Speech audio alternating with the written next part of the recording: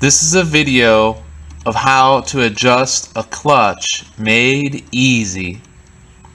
You need to watch this video if you're having problems with your clutch before you go out and spend a lot of money on expensive parts, because it might be just a simple adjustment to your clutch is all that you need to do. This is a Mazdaspeed MX-5 and I just replaced my clutch with the performance clutch. So maybe you've installed a different clutch on your car and you need to make a clutch adjustment. You'll need to watch this video, but this will be a MX-5 specific video, but it will be applicable to other cars because clutch system is basically the same on a lot of cars. And the first thing I'll do is I'll just go over the maintenance manual here.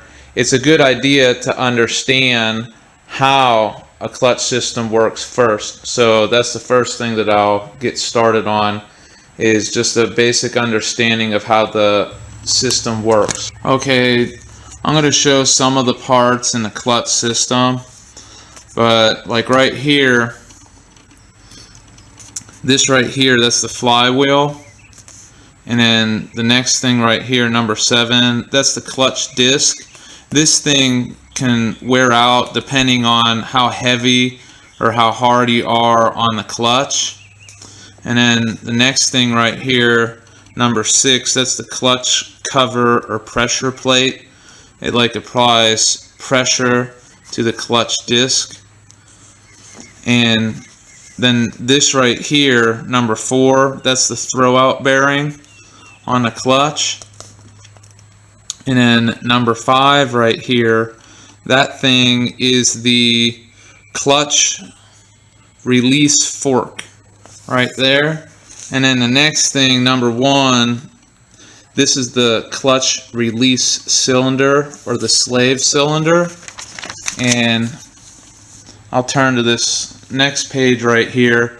This is the clutch master cylinder, but I guess I'll start with this right here since it's underneath the hood right here in front of me. But I'll show you, like this part right here, this is the reservoir to it. That's where the clutch fluid is.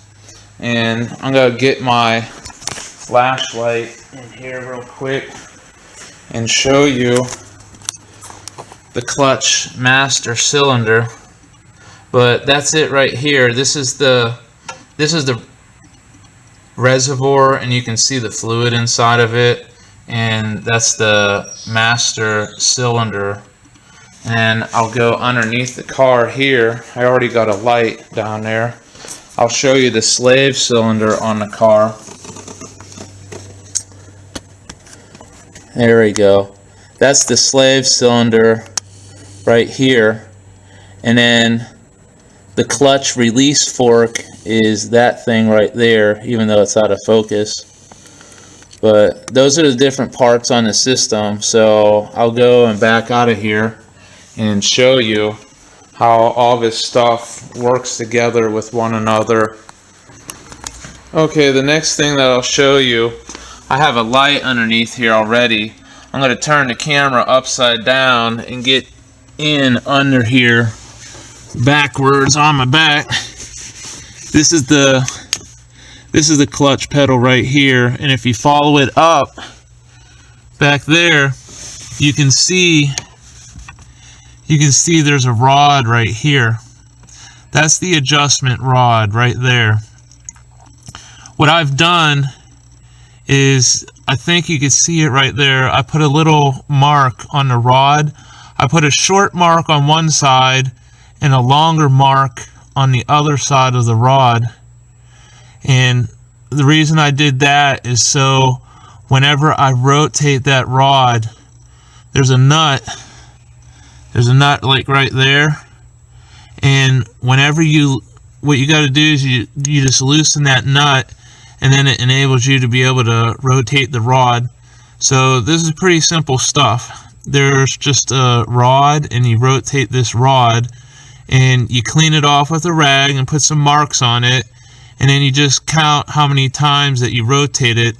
I rotated it like a half a turn at a time. But another thing I wanted to show you while I'm underneath here is this thing right here. This is the switch, and what you do is you loosen up that nut right there on that switch, and then you remove the electrical connector right there from the switch, and then you just rotate that switch.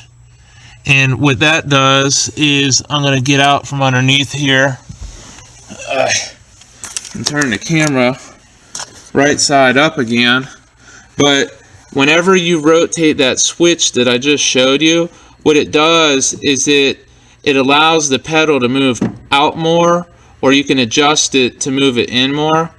So another thing that it adjusts is there's like a little bit of play, like right in here in the clutch. You can adjust that play that's in the clutch. Like if I rotate that thing down to here, there's just no play left in the pedal. But what I've done is I've backed out that switch, and it gives me a little bit of play in the pedal. So that one switch, whenever you adjust it adjusts the height of the pedal, and it adjusts this play that you have in the pedal also. So that's pretty simple. So the switch is pretty much covered right there. The next thing I'm going to show you is like what rotating that rod does. And I'll just show you in the maintenance manual, because it's hard explaining it upside down in the footwell. Okay, I am out from underneath the footwell of the car, or in the footwell of the car. The next thing that we need to do, I already showed you this rod. In this picture, D right there, that's the picture of the rod that you've seen. I put a long mark on one side of it and then a short mark on the other side. C right there is just the nut that locks the rod from rotating. And then this thing right here, that's the switch that I just showed you. And I'll move over to this picture. A is the nut that goes to that switch that locks it, and then B right here is the switch itself. What you do is you disconnect that electrical connector also that goes to the switch. And if you're just doing this for your first time, what you want to do is just to, unscrew that switch so that it backs out, so that it allows the pedal to travel out as far as it can go during the process of rotating this. Because what it's going to do when you rotate this is the pedal is going to move out more, and it's going to give you the most amount of travel. If you have this thing tightened all the way in, whenever you go to move this, you got to hit up against the stop up there. So you just want to just rotate that all the way out whenever you're adjusting your clutch, and go back to it later and do your final adjustment with it if you need to adjust it later on. But this is the main thing right here, the rotation of that rod. But first, I'm going to go underneath the car here and show you something that is very applicable to doing this. It just makes it a lot easier. But here, I'll go underneath the car. This is the next thing in understanding this. And I'm getting underneath the car right now. And what I'm going to do, this right here is the clutch release fork. And this is the slave cylinder right here. And there's like a little piston right in here. And what I'm going to do is I'm going to push on the clutch release fork, and I'm going to push this piston into the slave cylinder like that. You just seen that move. So this thing was out here, and then I pushed it and I moved it back in.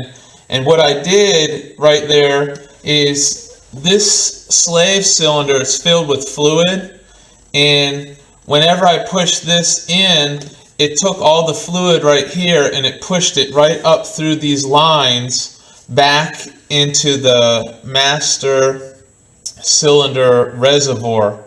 Okay, so I just wanted to show you that like really quick, and I'll go back up top again to the pictures.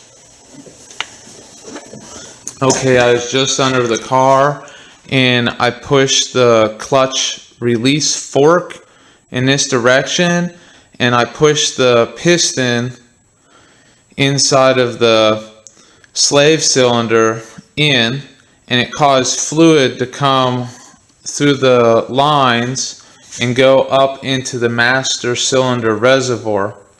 And the reason I'm doing this way is you're going to have to go back and forth between that clutch slave cylinder and pushing in the slave cylinder and pushing on the clutch release fork, and then coming back around here to the pedal and adjusting the rod.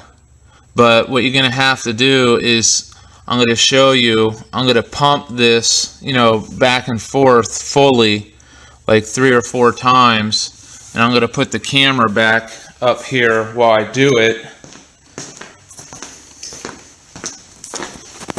so that you can see what takes place.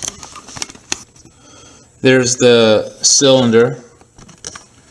I just moved it. And I'm going to show you what happens whenever I go and pump the clutch pedal. So here I go. I'll try to make some noise while I do it, but here it goes. That's 1, that's 2, that's 3, and that's 4.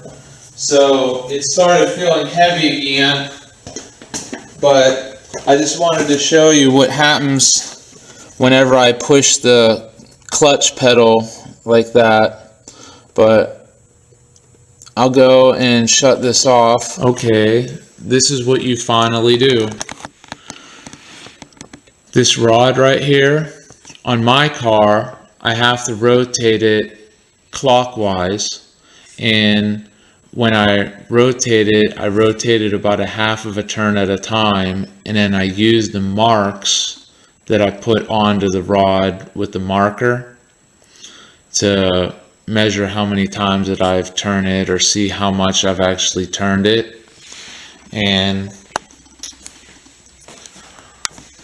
what I'll do is I turn that rod, and then I get out of the car, and then I go underneath the car to where the slave cylinder is, and then I'll push the slave cylinder in like I showed you before, and then what happens is fluid, it returns through the lines to the master cylinder reservoir.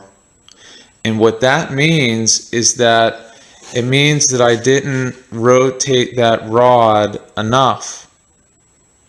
So at that point, I'll get out and I'll go back into the car, and then I'll push on the clutch 2 or 3 times so that fluid goes from the reservoir back into the slave cylinder and moves the piston back out to where it was. And then I'll turn the rod another half turn again. Then I'll get out of the car, and then I'll go underneath the car, and then I'll push that slave cylinder piston back in, and then fluid will go back up into the reservoir again. And then what that means again is that I didn't turn the rod enough, and I'll go back into the car again, and then I'll pump the pedal 2 or 3 times. Fluid will go from that reservoir down into the slave cylinder again, and then it moves it out to where it was before. And then what I'll do is I'll turn that rod again, and eventually going back and forth like this, eventually what will end up happening is this rod, each half turn I turn it, it moves out a little bit more, a little bit more, a little bit more, and eventually there is a bleeder valve. There's a bleeder valve inside of that master cylinder right there, and the rod, what it does is it covers up the bleeder valve. And then what ends up happening is when you get out of the car and go underneath the car and you try to push the slave cylinder in, it just won't move. You know, you'll push, but it won't move. You're pushing, it won't move. So what that means is that that rod has come out. That rod has come out and covered the bleeder valve, so no fluid can get back into the reservoir anymore. At that point, what you do is you back off that rod either like a quarter of a turn or a whole half turn until you just keep turning it, backing it off a little bit at a time until you go back underneath the car and push on that piston on the slave cylinder until it finally begins moving.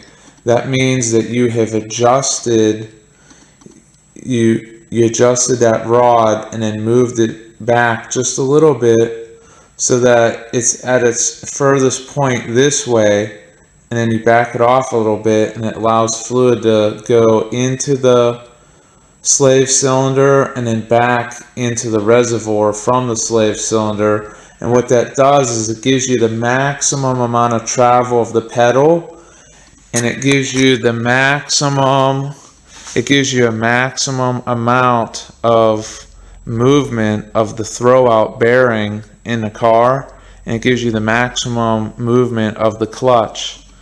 And once you get all of that done, what you want to do, I'll go back to this manual right here. Once you get all that done, you know, you move this and it goes all the way in, then you just back it off a little bit. Once you got that all adjusted, you go back to this switch right here, and like if you remember from before, you've rotated it all the way out. What you do is you just start rotating that switch in until you get just a little bit of play in the pedal, and then you'll have adjusted this. And once you do that, you just lock down that lock nut and then lock down the lock nut to the main rod right there, and then you're pretty much done with it. So this job is pretty easy. It all comes down to this rod right here. You just keep rotating the thing until it covers the bleeder valve. And then once it covers the bleeder valve, you just slowly back it off like a quarter of a turn or a half of a turn until fluid finally starts flowing freely to and from that slave cylinder. So that's pretty much the trick to adjusting the clutch pedal, and I hope I explained it in a simple way and it helps somebody out. But that's my video for now, and I hope that it was very helpful.